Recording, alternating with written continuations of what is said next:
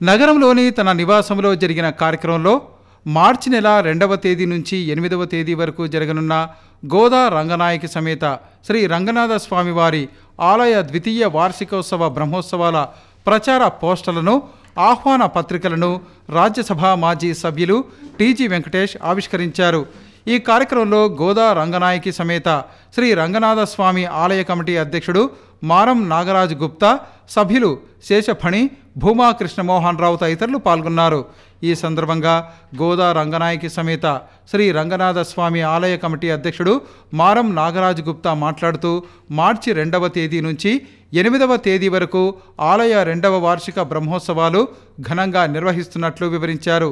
ఇందుకు సంబంధించిన ప్రచార వాల్ పోస్టర్ను రాజ్యసభ మాజీ సభ్యులు టీజీ వెంకటేష్ ఆవిష్కరించారని వారు వెల్లడించారు.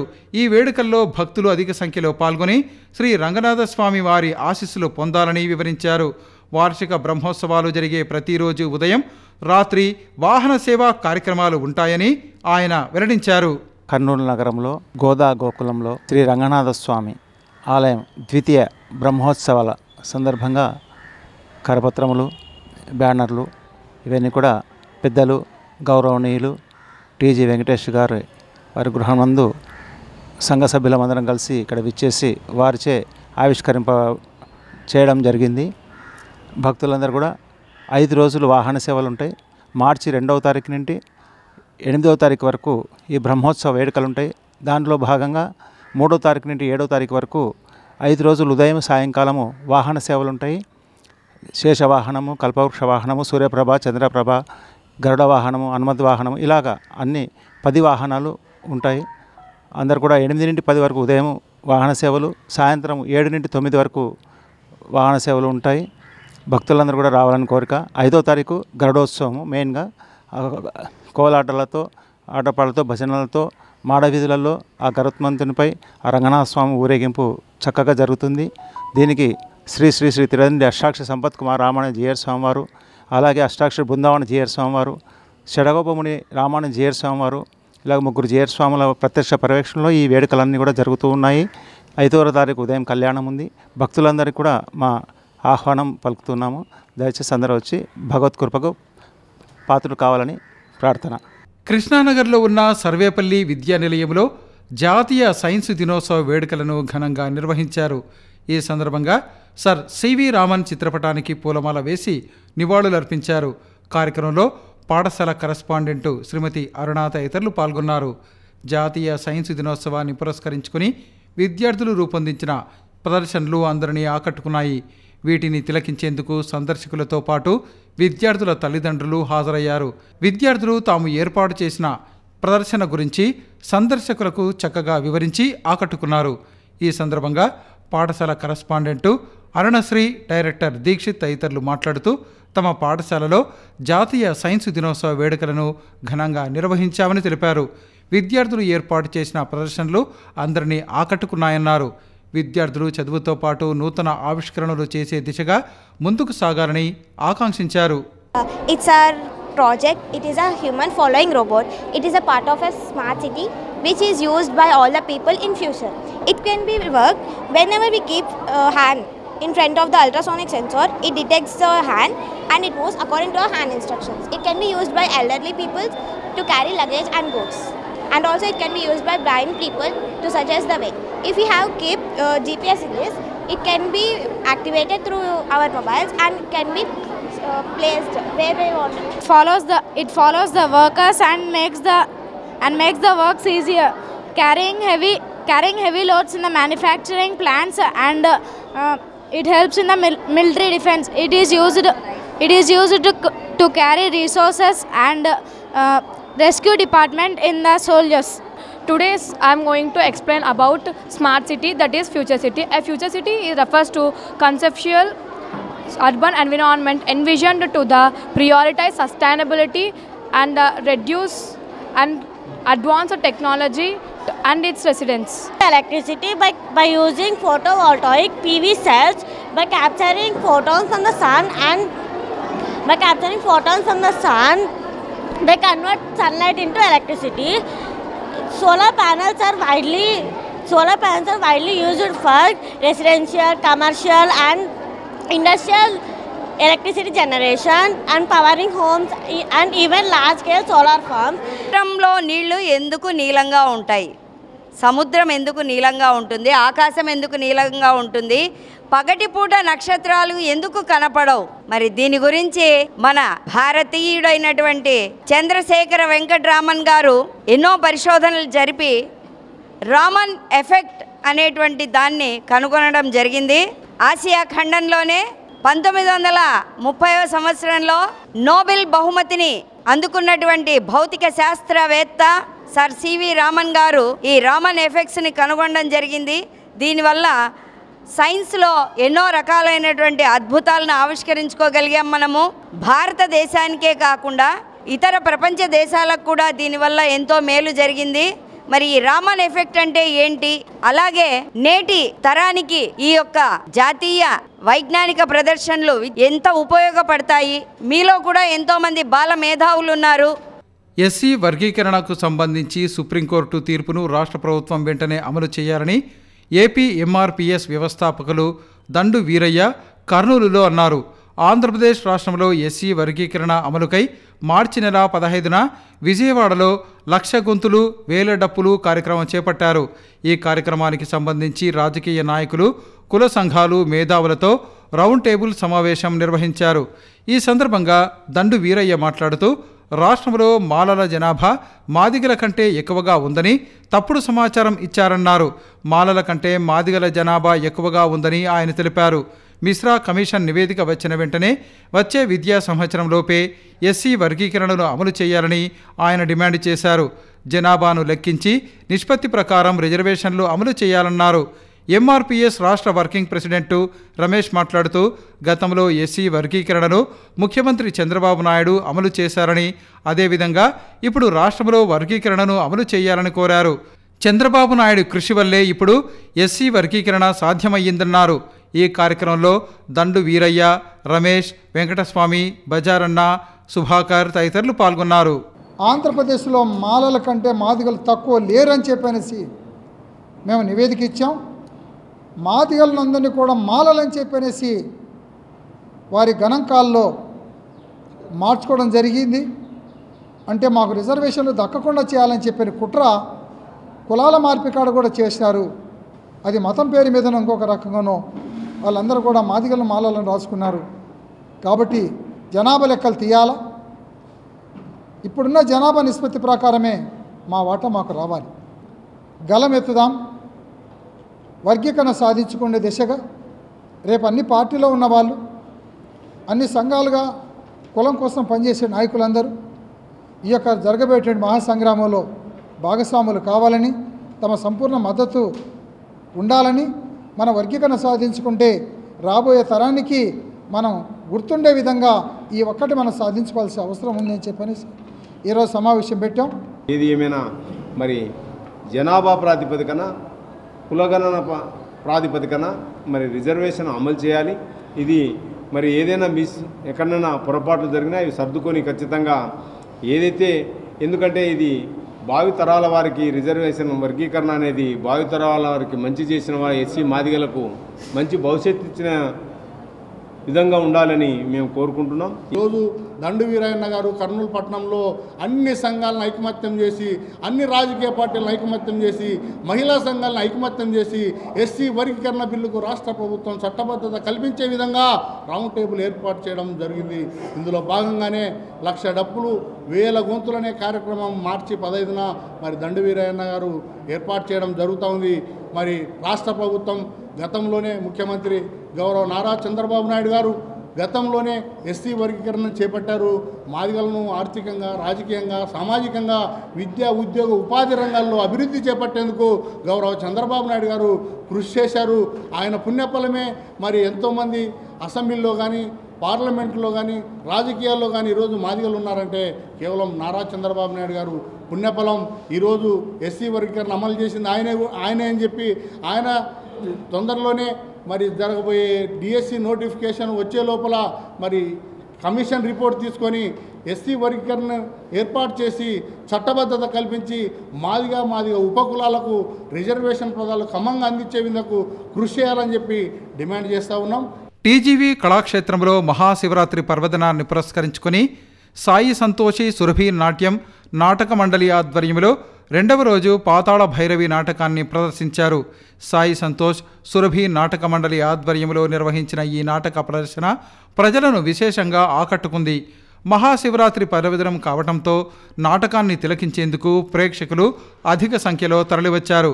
ఈ కార్యక్రమంలో టీజీవీ కళాక్షేత్రం అధ్యక్షుడు పత్తి ఓబులయ్య, కార్యదర్శి మహమ్మద్ మియాతో పాటు సాయి సంతోష్ సురభి నాటక మండలి సభ్యులు పాల్గొన్నారు. ఈ సందర్భంగా వారు మాట్లాడుతూ కర్నూలు నగరంలో కళలు కళాకారులను ప్రోత్సహించేందుకు రాజ్యసభ మాజీ సభ్యులు టీజీ వెంకటేష్ టీజీవీ కళాక్షేత్రాన్ని రాయలసీమలో ఎక్కడా లేని విధంగా అభివృద్ధి చేశారన్నారు. అంతరించిపోతున్న నాటక రంగానికి పూర్వ వైభవం తీసుకువచ్చేందుకు టీజీవీ కళాక్షేత్రం ద్వారా ఆయన కృషి చేస్తున్నారన్నారు. మహాశివరాత్రి పర్వదినాన్ని పురస్కరించుకుని తమకు ఈ అవకాశాన్ని కల్పించినందుకు వారికి ప్రత్యేక ధన్యవాదాలు తెలిపారు. అనంతరం వారు ప్రదర్శించిన పాతాళ భైరవి నాటకం అందరినీ ఆకట్టుకుంది. నాటకం ప్రారంభించే ముందుగా ఇందులో సాయి సంతోష్ వాళ్ళ తండ్రి కొండలరావు గారు గొప్ప హార్మోనిస్టు, సంగీత గురువు. ఈ సమాజానికి అంతటి కూడా పెద్ద దిక్కు కొండలరావు గారు. నిన్న లేరు వీరు, వారిని సత్కరించాల్సిందిగా సమితి నిర్ణయించింది. దస్తగిరి సార్ రెండు సార్ పిలిచిన మిమ్మల్ని సత్కారాన్ని గావించడం జరుగుతుంది.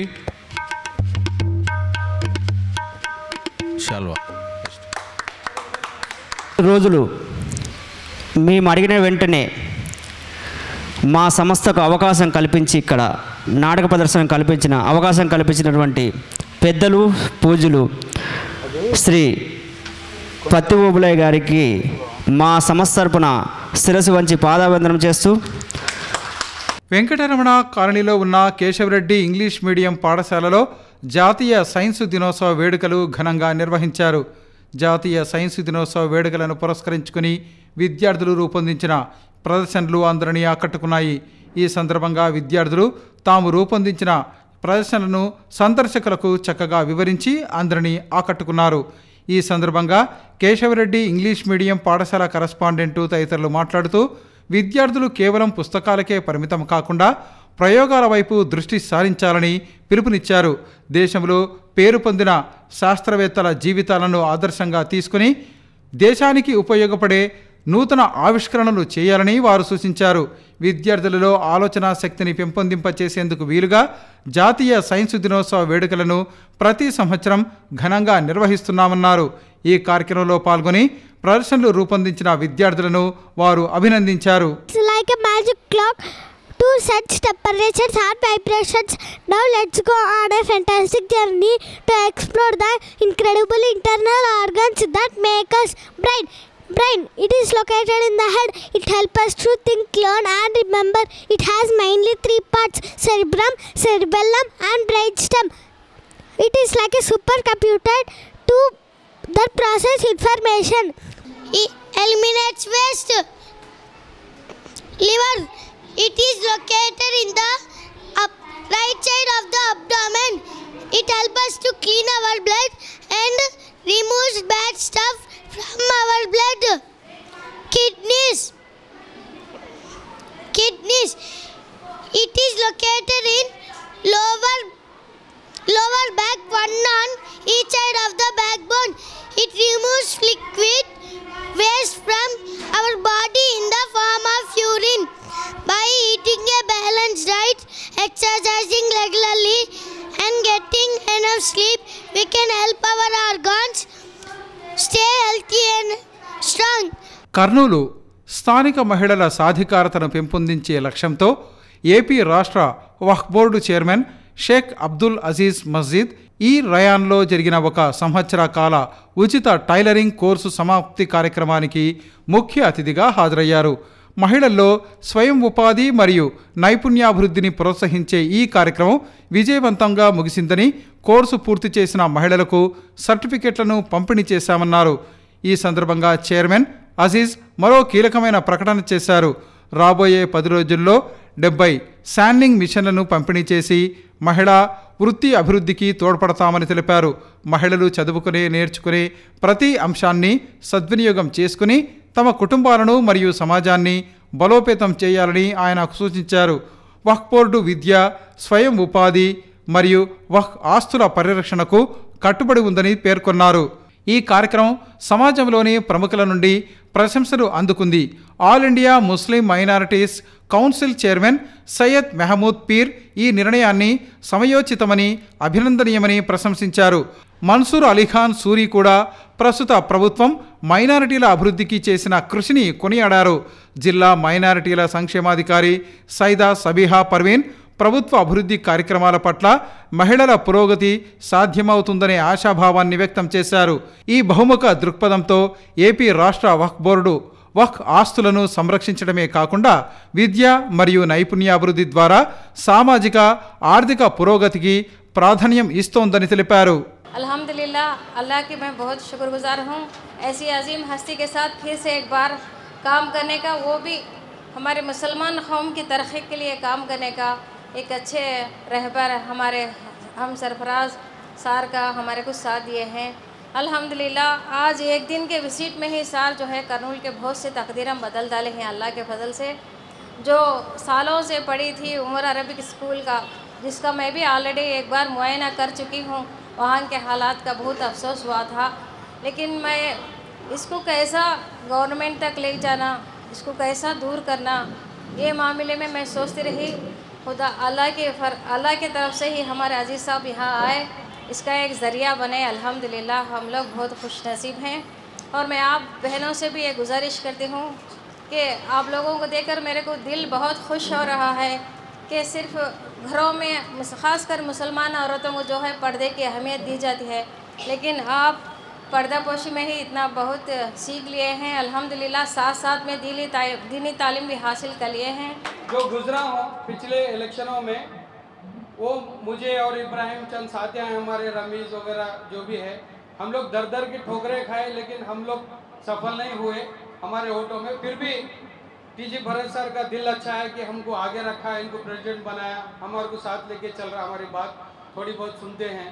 अल्हम्दुलिल्लाह, उनको भी अल्लाह, क्योंकि वो लोग को भी कर्नूल में टीजी वेंकटेश साहब और टीजी भरत सर के तरफ से बहुत आवाम को फ़ायदा हुआ है। ये बात हम भूल नहीं सकते या इसको हम छोड़ नहीं सकते। वो है कि नहीं बताओ? कहीं भी जाइए आप, मिनरल वाटर है, कहीं भी जाइए आप, फंक्शन हॉल्स है, कहीं भी जाइए, फलाना फलाना फलाना है। हमारी जिम्मेदारी, आजकल मुसलमान बिलो पॉवर्टी लाइन ज़्यादा है, मेहनत करे तो चुप घर चलता। बीवी भी शुड बी रेडी, कैसा वक्त क्या हुआ तो भी फैमिली को स्टेबलाइज करने के वास्ते आई एम आल्सो देयर। खाली खाना साना पकाने से नहीं, हमें भी है, वी कैन टेक केयर। वो भरोसा आपको आ गया तो मैं देखता हूँ हमारे मुसलमान औरत बच्चे हमको शादी कर रहा है तो बस सभी खुद ब खुद सेट हो जाता समझते हैं। Nothing, the challenges start from there, challenges वहाँ से शुरू होते।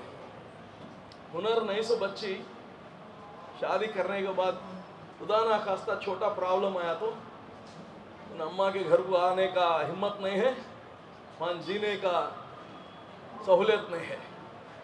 So what she will become, इधर सुसाइड कर लेती है तो गांव छोड़ को भाग जाती है।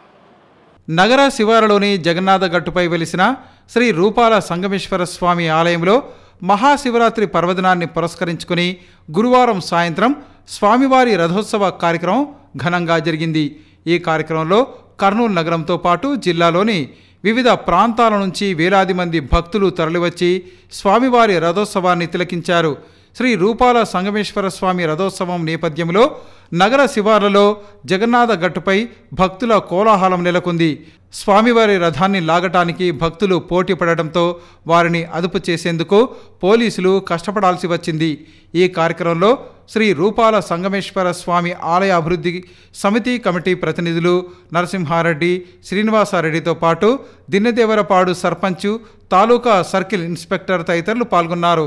ఈ సందర్భంగా వారు మాట్లాడుతూ జగన్నాథ గట్టుపై వెలిసిన శ్రీ రూపాల సంగమేశ్వర స్వామి ఆలయంలో మహాశివరాత్రి పర్వదిన వేడుకలను ఘనంగా నిర్వహించినట్లు తెలిపారు. ఈ వేడుకల్లో 1,00,000కు పైగా భక్తులు పాల్గొన్నట్లు వారు వెల్లడించారు. మహాశివరాత్రి వేడుకల్లో పాల్గొనేందుకు వచ్చిన భక్తులకు అవసరమైన అన్ని ఏర్పాట్లు చేశామని వారు వివరించారు. ఆ పరమశివుని ఆశీస్సులతో ప్రజలందరూ సుఖ సంతోషాలు, శాంతి సౌభాగ్యాలతో జీవించాలని ఆకాంక్షించారు. స్వామి జగన్నాథ గట్టు మీద శ్రీ ఉమా సమేత పార్వతీ పరమేశ్వరుల దేవాలయం నందు నిన్నటి రోజు మహాశివరాత్రి చాలా బ్రహ్మాండంగా లక్షలాది మంది భక్తులు కొండ మీదకి వచ్చి స్వామి ఆశీస్సులను పొందారు. ఎటువంటి అసౌకర్యం జరగకుండా స్వామివారి దర్శనం అందరికీ ఆశీస్సులు లభిస్తున్నాయి. ఇక్కడ వచ్చిన భక్తులందరూ కూడా లక్షలాది మంది వచ్చిన భక్తులందరూ కూడా ఏ ఆటంకం జరగకుండా ఇక్కడ ఏర్పాటు చేయడం జరిగినది. నిన్నటి వరకు దానికి ముందు జరిగిన దానికి ప్రతి సంవత్సరం జరిగేదానికి కూడా ఇంతకుముందు విగ్రహాలను లోపల పైన రథం మీద కూర్చోబెట్టిన విగ్రహాలకి చేతి పట్టుకొని తీసుకొచ్చి పెట్టే కార్యక్రమం ఉంది. చాలా డివైడ్ అయిపోయినాక చాలామంది జిల్లా డివైడ్ అయినాక చాలామంది భక్తులంతా కూడా శ్రీశైలం లేకుండా ఇక్కడికే టెంపుల్కి వస్తున్నారు. రాబోయే కాలం కూడా ఈ యొక్క అభివృద్ధి కమిటీ మిగతా అన్ని డిపార్ట్మెంట్ల సహకారంతో రెవెన్యూ, మున్సిపాలిటీ, అదే పోలీసు, పంచాయతీరాజు, R&B అందరూ కూడా దీన్ని ఇంకా అభివృద్ధి చేయాల్సిన అవసరం ఉంది. రెవెన్యూ డిపార్ట్మెంట్ చేయాల్సిన అవసరం కూడా ఉంది.